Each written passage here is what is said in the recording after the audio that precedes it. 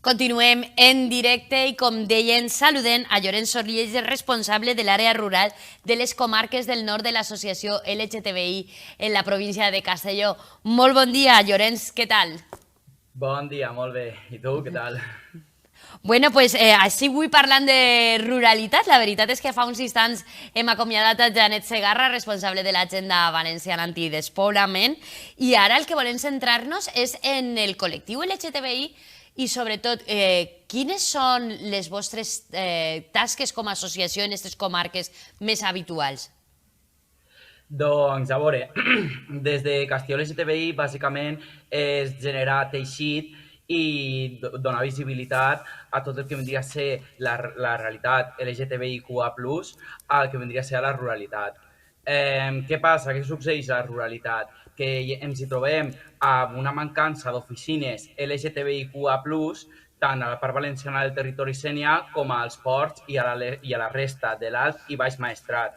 De fet, a municipis del territori sénia com Càlig, Traiguera, Rossell, Sant Rafel del Riu, Vinaròs, Benicarló o Peníscola, tenim més a prop l'oficina LGTBIQA+ catalana, que està situada a Amposta, que és la comarca veïna, que és la del Montsià, que no l'oficina LGTBIQA+ situada a Castelló ciutat. Perquè vos en feu una idea, per posar un exemple, de Càlig a Amposta hi ha vora mitja hora en cotxe privat. En canvi, de Càlig a Castelló de la Plana tenim una hora amb transport privat. I faig al·lusió al transport privat perquè no hi ha cap xarxa de transport pública regular que mos connecto a les estacions més properes per tal de poder arribar a Castelló ciutat. Tot i així, amb tren des de l'estació de Vinaròs o Benicarló també tenim una hora de trajecte. És a dir, per les persones LGTBIQA+ del territori sénia, els ports i el Maestrat, no tenim cap classe de servei que mos oferisca un acompanyament, un ajut o atenció personal, llevat que amb transport privat, qui el tinga i pugui accedir a ell, es faiga un fum de quilòmetres des dels seus pobles fins a la capital de la Plana. Per a nosaltres, els recursos i serveis hi haurien d'estar a escala comarcal i no a escala provincial. Me fa l'efecte que la Generalitat Valenciana se li escapolís tant la realitat del nord com de l'interior del País Valencià. Per això, a les ruralitats estem tan desproveïts de recursos i serveis. Això pel que fa al tema de les oficines LGTBIQA+. Ja si entrem a la unitat d'identitat de gènere, Déu-n'hi-do, perquè per accedir a la unitat d'identitat de gènere m'on hem d'anar a l'Hospital General de Castelló ciutat també, i no t'ho pergues que allà només hi ha servei d'endocrina i de cirurgia. Però si tu vols accedir al servei de psicologia de la unitat d'identitat de gènere de Castelló, te n'has d'agafar el cotxe i anar-te'n fins a Vila-real. És a dir que jo no sé qui ha conjurat el tema de recursos i serveis LGTBIQA+, a tot el tema de les comarques del nord del País Valencià, però fa una olor a urbanitat i a centralisme de València ciutat increïble. Penses que no se tracte la problemàtica que teniu al món rural de la mateixa manera que, bueno, pues, com tu dies fa uns instants, centralitzat en comarques costeres? Exactament, està tot centralitzat i ja no en comarques costeres, a escala de diputació, que ni comarcal. És a dir, és el que dic, tot el que és els ports i el territori sénia i Maestrat hauria d'estar a escala comarcal. Perquè nosaltres anar fins a Castelló ciutat és una feina. I jo, per exemple, jo he accedit a la unitat de trànsit, bueno, d'identitat de gènere, com li vulgueu dir, i també he accedit a oficines de l'LGTBIQ, però no aquí al País Valencià.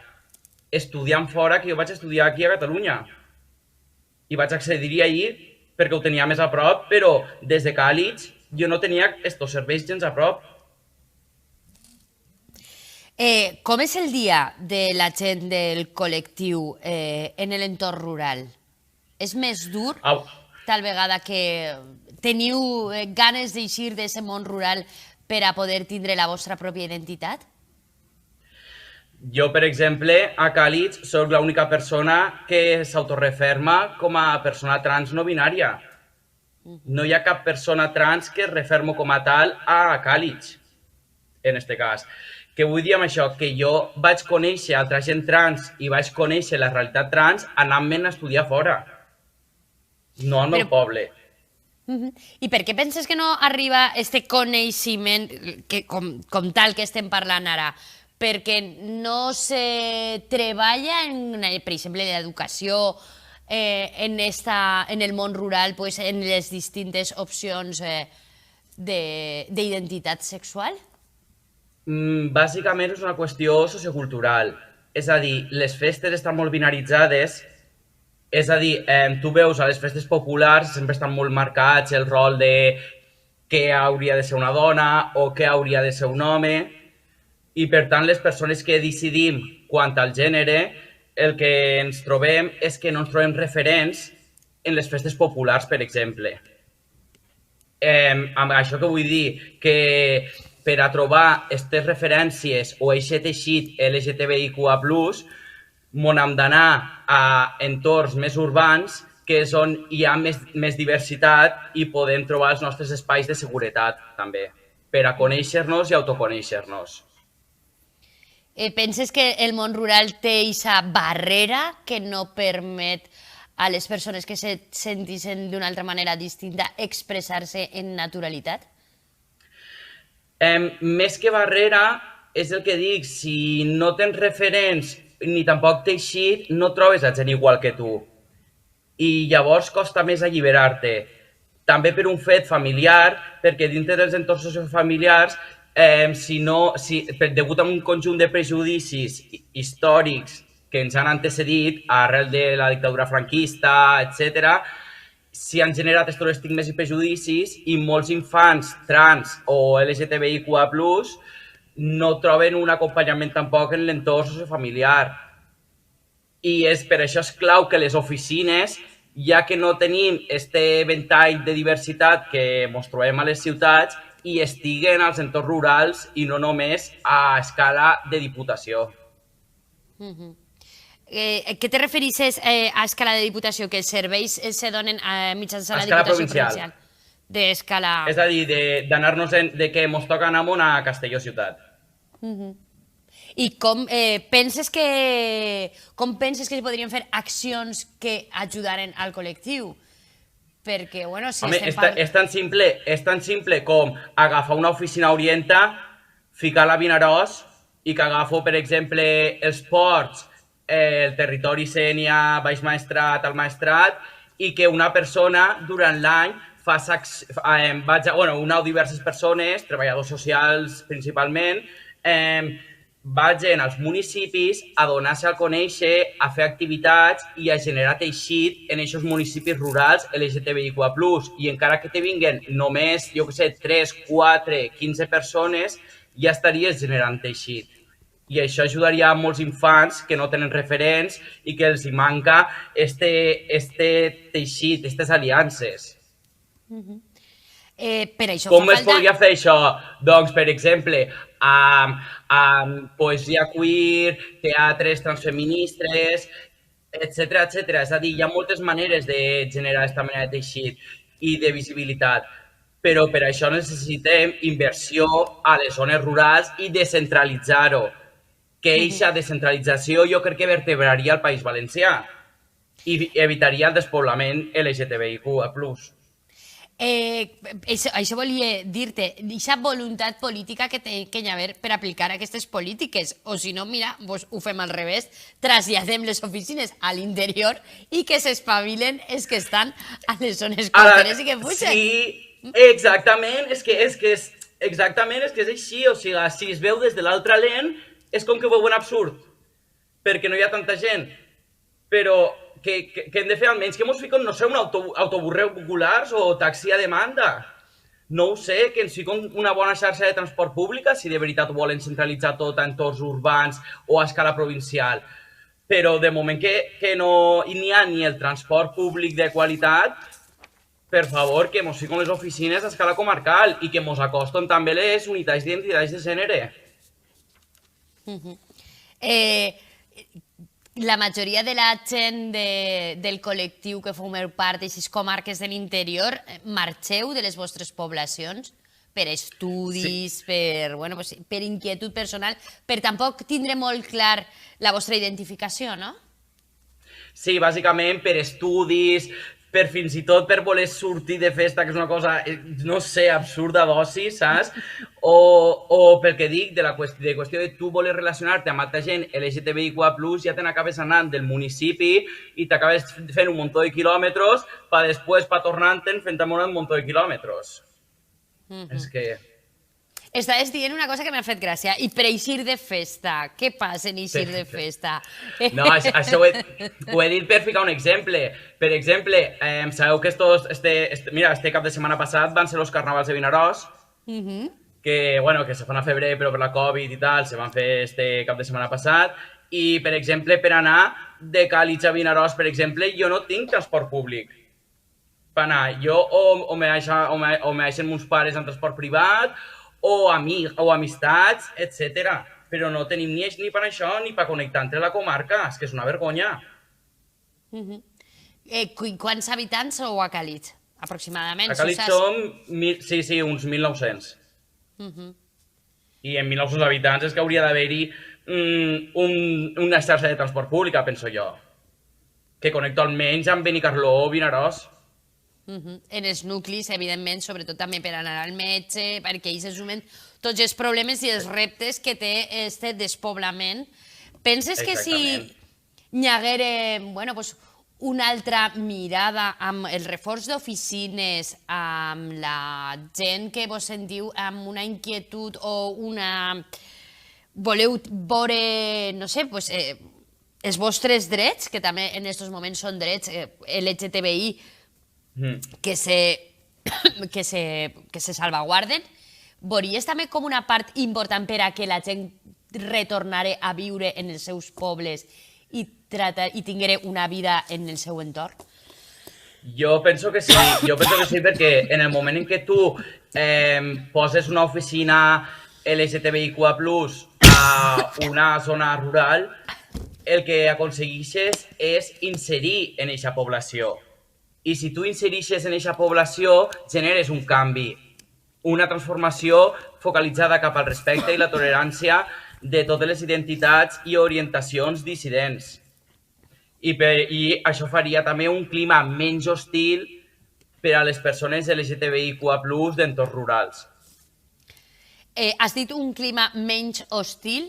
Patiu encara avui en dia, aquest assenyalament, els insultos, les xiquetes i els xiquets són tractats de manera distinta tal vegada que se pugui ja en una ciutat com Castelló, en una escola qualsevol? Avui en dia continua passant a una ciutat com Castelló i a un poble. Això continua donant-se. Jo, per exemple, vaig estar el dimecres... Què hem fet malament?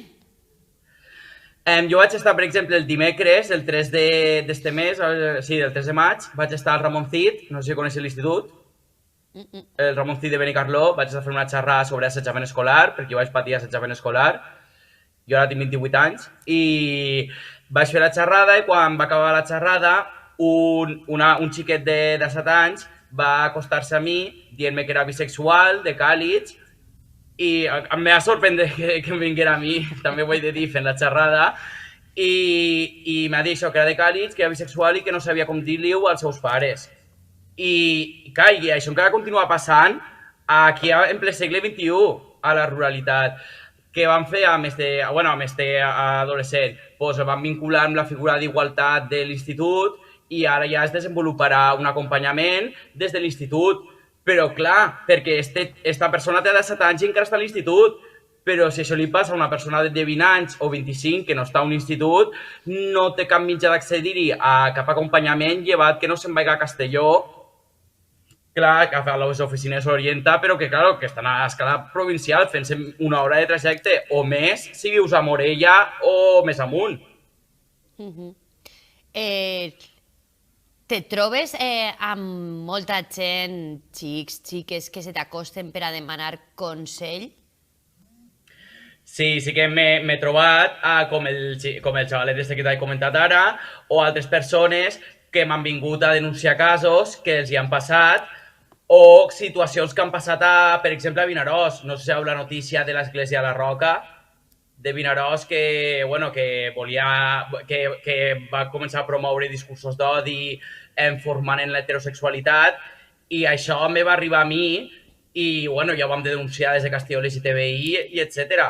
Però clar, perquè saben qui sóc al que vindria a ser el territori Sènia o Baix Maestrat, i la gent m'ho comenta, però si no és així, la gent no sap ni que existeixen aquestes oficines Orienta. No ho Estes saben oficines, a les zones rurals. claro, que treballen per a donar recolzament, però també per a rebre aquest tipus de denúncies, per fer acompanyaments, per ajudar... Haurien, Per... i haurien. Però és el que dic, no es mouen del despatx de Castelló, València o Alacant. Han de sortir i han de conèixer el nord i l'interior del País Valencià per poder inserir i fer un canvi social de transformació positiva. Estaves parlant fa uns instants, me deies que se te va costar un xic de 17 anys per l'edat. Sí. Bueno, pues podria jo ser perfectament sa mare. És distint en enfrontar-se, o sigui, quina és la temor que poden dir-li una persona d'aquesta edat a l'enfrontar a son pare i sa mare? Perquè jo entenc que si a mi els meus fills vingueren i me digueren, pues tant me donaria. Depèn de la família, de les idees també de la família, però el que es pot trobar és que o que el tracten com que és una fase, o que ja se li passarà, o ja veuràs com això és una cosa momentània, o saps com que autonego la seva orientació sexual. I això li pot provocar molts de prejudicis a l'hora d'ell autoexplorar-se i alliberar-se. Però em xoca que encara estem... O sigui, jo ho puc entendre tal vegada en gent de la meva edat o més gran, però ja en gent més jove, no sé, és que me sorprèn la realitat. Te recordo que la tercera força a l'estat espanyol és Vox. No és tan estrany, estan pujant els discursos d'odi, i els prejudicis continuen alentant-se. Per què? Perquè des dels mateixos moltes coalicions polítiques reprodueixen aquests discursos, a banda de trobar-nos amb moltes agressions, i agressions de mort fins i tot, com el cas de Samuel, o mos en recordem de fa unes setmanes del tema este del xic, d'un que matava, drogava persones homosexuals, etc. Sí, és a Euskal Herria. És a dir, que estos casos estan presents i continuen donant-se en el dia a dia. El que passa és que molta gent no denuncia per temor. Avui en dia segueix havent temor a denunciar. Perquè no saben com serà l'actuació per part dels cossos de policia i per part de la institució. També hi ha molta... Des de la institució fa falta molta formació, també. Claro, però me sorprèn que me doni la sensació que en comptes d'anar cap a davant, que pareix que vinguen generacions com que encara tenen la temor d'enfrontar-se als seus pares, parlar, accedir, en aquest cas, a l'ajuda o al recolzament en aquestes oficines. Has dit, una tercera força política, està ahí Vox agarrant força. Jo pense que cadascú en la casa pot tindre unes idees polítiques i altres poden ser la realitat de la convivència en el teu fill, o sigui... Completament, sí, que també es donen casos de, podríem dir, famílies amb un pensament més tradicional que sí que han desenvolupat un respecte cap a la realitat LGTBIQ+, dels seus fills, filles o filles, com si vulgueu dir. Però majoritàriament, és el que dic, si ja ens trobem en un entorn bastant conservador tradicional, els mateixos infants els hi costa molt alliberar-se, perquè ja van amb aquesta temor a veure com s'ho agafaran, de quina manera, el rebuig o el pensament que poden ser rebutjadis, etc. Teniu alguna dada fiable de després... estàs dient i estàs ficant la incidència en el desenvolupament d'aquests xiquets i xiquetes quan són grans en la seva sexualitat, en la seva diversitat. entenc que tota aquesta opressió portarà després a problemes psicològics que estan afectant a gent de la meva edat, sobretot en aquestes comarques, en les zones de l'interior. Teniu estudis Jo puc ficar, a veure, estudis sí que n'hi ha, mare meua, internet un fum, ara no té, perquè buscar-ho aquí serà un tràfic, però sí, o sigui, si busqueu l'índex de tot el que vindria a ser quadres ansiosos depressius, bueno, ansietat o depressió, en la comunitat LGTBIQA+, està molt exagerat, o sigui, està molt creixent, però perquè tota la gent que hi va té aquest tipus de qüestions de salut mental. A mi, en el meu cas, aquí, jo estudiant treball social aquí a Catalunya, em van diagnosticar el SAI, que és com s'anomena l'oficina LGTBIQA+ a Catalunya, un quadre ansiós depressiu arran de l'assetjament escolar que vaig patir i les situacions hostils que vaig viure jo al meu poble. El suïcidi també està silenciat en el... Bueno, està silenciat a gran escala tot el país. No està silenciat a escala institucional, però dintre de la comunitat LGTBIQA+, està molt vist. És a dir, jo he pensat en el suïcidi, per exemple, amb 15-16 anys. I molta gent LGTBIQA+, ha pensat en el suïcidi. Veus enquestes a internet també, i enquestes oficials d'universitats. És a dir, que és una situació molt greu i que a la ruralitat és el que dic, si hi hagués a més diversitat o més teixit popular divers, llavors potser no m'ho sentirien tan solis a vegades, però el problema és això, que ja, si li sumem el despoblament, doncs, encara se'n va més la població. Sou dels primers que marxeu per raons òbvies del territori, no? Sí, malauradament. Llorenç, un plaer. Si pogueres arribar en transport públic, pues te convidaria a estar en mi en plató. Exactament.